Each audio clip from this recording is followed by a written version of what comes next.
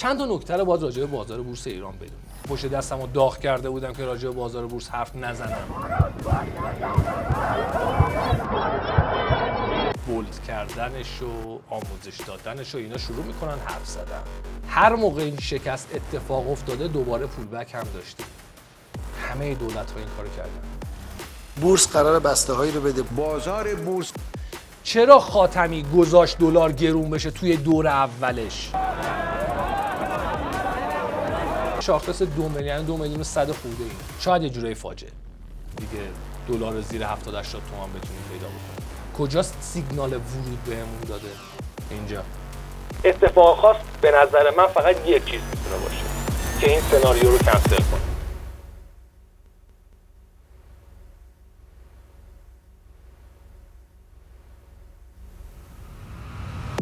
الان نزدیک 3 سال خورده یه بازار بورس ایران یا داره میریزه یا داره سایت میزنه. بالاخره این بازار از یه زمانی شروع میکنه به رشد کردن. نکته مهم اینجاست از کی. توی این ویدیو میخوام دقیقاً همین رو بهتون بگم.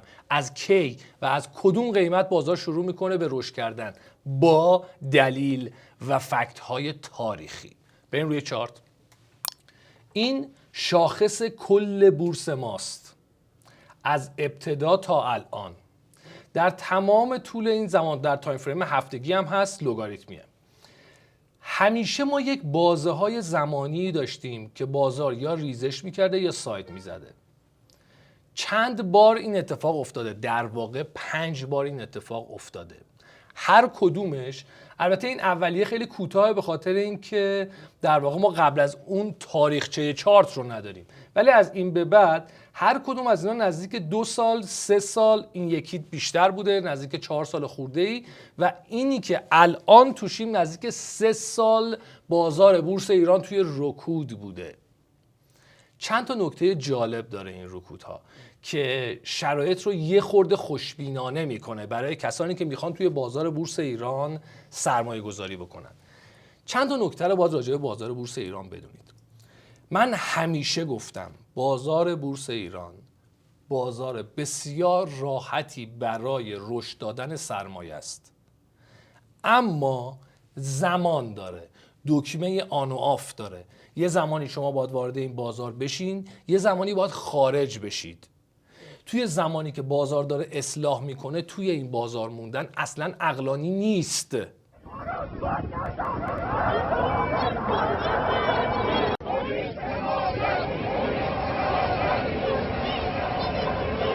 یعنی از 3 سال 4 سال پیش، از مرداد 99 اگر دقیقشو بخوام بهتون بگم، باید از بازار خارج می شدید و تا الان هم نباید توی بازار می موندید. چرا؟ چون تو تمام طول این مدت از نظر تاریخی ما در زمان رکود بازار بورس بودیم و نمیشد توی این بازار سود خوبی به دست آورد. اما از الان به بعد احتمال رشد کردن بازار خیلی زیاده. چند تا نکته خیلی جالب میخوام بهتون بگم. بیایم روی چارت. هر موقعی که این ریزش ها تموم شد، رشد کرد و سقف قبلی خودش رو شکست، تا به حال نتونسته کف رو دوباره بشکنه. اینجا رو نگاه کنین، سقف شکسته شده، هیچ وقت این کف شکسته نشده. اینجا سقف شکسته شده، دوباره هیچ وقت کف شکسته نشده. اینجا همینطور و الان سقف شکسته شده بعد از 3 سال. پس احتمال اینکه این کف دوباره از دست بره خیلی کمه. معنیش میدونین یعنی چی؟ معنیش یعنی اینکه از سال 92 1992 992 دارم میلادی میگم. معنیش میدونین یعنی چی؟ یعنی از سال 92 میلادی خب تا الان، یعنی تقریباً در طول تاریخ بورس ایران به صورت مدرن و فعلیش روند کلی بازار صعودیه و هیچ وقت بازار ما نزولی نشده. هر وقتم این سقف شکسته شده، این کف دیگه شده کف تاریخیش و الان دقیقاً این اتفاق افتاده. قسمت جالب ترش، هر موقع این شکست اتفاق افتاده دوباره پولبک هم داشتیم. اینجا خیلی کمتر بوده ولی همیشه داشتیم. خب کم و زیاد داشته ولی داشتیم. حالا یه چیز خیلی جالب میخوام بهتون بگم. بریم تو تایم فریم ماهانه. یک سری دیتا روی این چارت الان واسهتون آوردم که شاید واسهتون جالب باشه. این دیتا ها چیه؟ تاریخ شروع و اتمام ریاست جمهوری ها. اگر برین تاریخ ها رو چک بکنی، من دقیقاً از سر تاریخش گذاشتم تو تایم فریم ماهانه. اینجا انتهای دوره اول ریاست جمهوری آقای رفسنجانی بود. اینجا دور اول تموم میشه، وارد دور دوم میشیم و رشد. اینجا دور اول ریاست جمهوری آقای خاتمیه و از اواسط شروع میکنه به رشد کردن. تنها زمانی که بازار بورس ایران از اواسط دوره اول یک ریاست جمهوری شروع به رشد کرد زمان آقای خاتمی بود. چرا این اتفاق افتاد؟ به خاطر اینکه اولین کسی که اومد گفت ما باید تورم رو قبول بکنیم و همسو با تورم رشد بکنیم و نباید قیمت ها رو انقدر با فشار سوبسید پایین نگه داریم. آقای خاتمی بود. هیچ دولتی این کارو نکرد، یا بهتر بگم هیچ دولتی نمیتونست این کارو بکنه. چرا؟ به خاطر اینکه تنها دولتی که از بعد از انقلاب تو ایران اومد و پشتوانه مردمی گردن کلفت داشت دولت آقای خاتمی بود. من اصلا کاری به کار بحث‌های سیاسیش ندارم، اما واقعیتش اینه. خاتمی وقتی رئیس جمهور شد نزدیک 21 میلیون رأی آورد، پشتوانه مردمی داشت. وقتی که میخواست تورم رو تا جای ممکن رها بکنه مردم می اومدن باهاش. تو زمان آقای خاتمی بود که میگفتن که هر سال باید بنزین 15 تا 20% گرون بشه. میگفت بذارید این گرونی اتفاق بیفته، سوبسید از روی دوش دولت برداشته بشه. باید با توجه به شرایط عمومی، به نیازهای عمومی جامعه که احساس میکنه تصمیم بگیریم. از مشکلات نباید هراسید. فقط زمان خاتمی بود که اجازه داد قیمت دلار یه مقدار رشد بکنه توی دور اول. ولی بقیه رئیس جمهوری ها، اینجا دور دوم خاتمیه، اینجا وارد دور اول احمدی نژاد میشیم. اصلاح، ریزش، دور دوم شروع شد، پرتاب. دور اول آقای روحانی، اصلاح، ریزش، دور دوم پرتاب. اینجا هم که دور اول آقای رئیسیه که همین اصلاح رو دارین میبینید. توی دور اول آقای رئیسی بازار بورس ایران یه خورده زودتر از حالت نرمال شروع کرده به رشد کردن. علتش هم اینه که نتونستن قیمت دلار رو ثابت نگه دارن. حالا اصلا این اتفاق چرا میفته؟ چرا خاتمی گذاشت دلار گرون بشه توی دور اولش ولی بقیه نذاشتن؟ علتش این بود که خاتمی میدونست با این پشتوانه‌ای که داره اگر تو دور اول هم تورم رو آزاد بذاره، قیمت دلار رو آزاد بذاره، دور دوم باز رأی میاره چون پشتوانه مردمی داره. اما بقیه رئیس جمهوری‌ها اومدن گفتن ما اگر تورم ایجاد بکنیم توی دور اول مردم عام به ما رأی نمیدن، پس دور دومی در کار نخواهد بود. می اومدن دور اول قیمت رو با فشار سوبسید پایین نگه می داشتن، قیمت دلار رو تا جایی که میتونستن تورم رو کنترل میکردن که بگن ما یه کار مثبت انجام دادیم نسبت به رئیس جمهور قبلیه. چون مردم هم همیشه دور دوم ریاست جمهوری قبلی رو یادشون میمونه. می اومدن تورم رو کنترل میکردن، این فنر قیمت دلار جمع میشد. دور دوم دیگه دور آخری بود که قرار بود رئیس جمهور بشن و این جمع کردن فنر توی دور اول به صندوق دولت فشار میاره، بدهی های دولت رو بالا میبره، چون هی باید پول خرج کنه که قیمت دلار رو پایین نگه داره.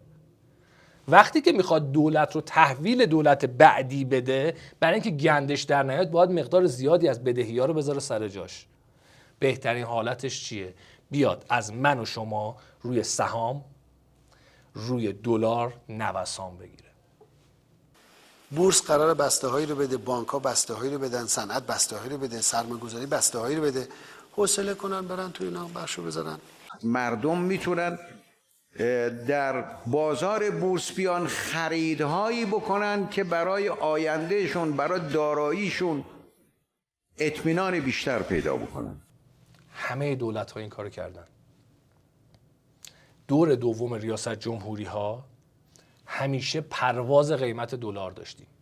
نکته مهم، در تمام طول این سالها بازار بورس ایران سعودی بوده، ولی نه به خاطر رشد اقتصادیش، ما به خاطر رشد تورمه که اینقدر بازار بورسمون رشد میکنه.